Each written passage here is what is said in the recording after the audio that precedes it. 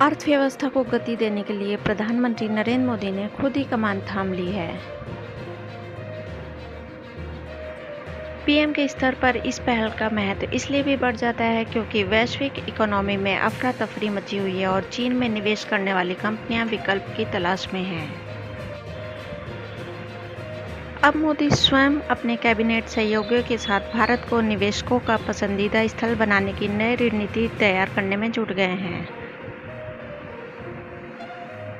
प्रधानमंत्री मोदी लगातार उच्च स्तरीय बैठक कर निवेशकों को लुभाने तथा रक्षा एवं खनन जैसे क्षेत्रों में संभावनाओं को तलाशने की भावी रणनीति का खाका खींचने में लगे हुए हैं। प्लग एंड प्ले व्यवस्था पर विचार किया जा रहा है। इस व्यवस्था में देशी विदेशी कंपनियों को सरकार हर तरह की मंजूरियों के साथ जमीन देगी। कंपनियों को वहां सिर्फ प्लांट लगाना होगा और माल तैयार करना होगा। कई मामलों में प्लांट भी सरकार ही देती है, जहां ठेके पर कंपनियों को सामान बनाने की इजाज़त होती है। इसके लिए वित्तीय सुविधा भी सरकार की तरफ से दी जाती है।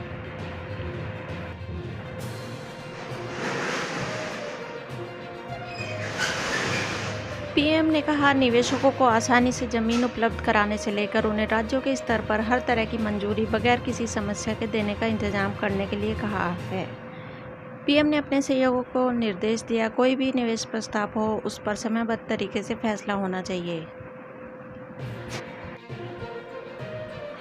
बैठक में चर्चा का एक खास मुद्दा था मौजूदा औद्योगिक जमीन प्लाट पर कंपनियों को प्लग एंड प्ले की तर्ज पर मैन्युफैक्चरिंग की सुविधा देना। पीएम ने अपने सहयोगियों को कहा कि निवेशकों को हर तरह की सुविधा देने का अप्रोच होना चाहिए।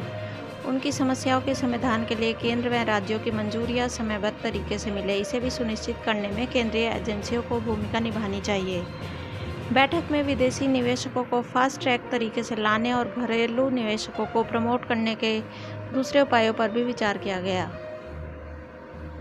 इस विषय पर भी अलग से चर्चा की गई कि राज्यों को निवेश आकर्षित करने की रणनीति में किस तरह से शामिल किया जाए ताकि वे ज़्यादा सक्रिय भूमिका निभा सकें।